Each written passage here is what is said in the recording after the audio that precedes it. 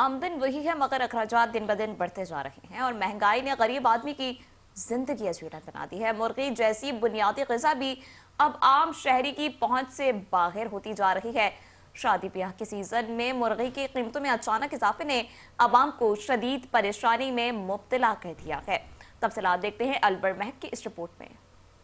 مرغی کی قیمتوں میں اضافے نے مہنگائی کے ستائے عوام کے لیے تو وقت کی روٹی کا حصول مزید مشکل بنا دیا ہے۔ روزمرہ استعمال کی اشیاء خصوصاً گوشت مہنگا ہونے سے عام آدمی کی مشکلات بڑھتی جا رہی ہیں۔ محدود آمدنی اور بڑھتے اخراجات کے باعث غریب اور متوسط طبقہ شدید متاثر ہو رہا ہے۔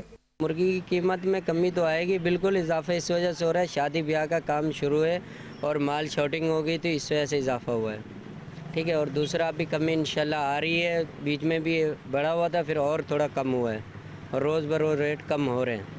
شہریوں نے حکومت سے مطالبہ کیا ہے کہ مرغی سمیت دیگر ضروری اشیاء کی قیمتوں کو قابو میں لانے کے لیے فوری اور عملی اقدامات کیے جائیں تاکہ عوام کو مہنگائی سے کچھ ریلیف مل سکے۔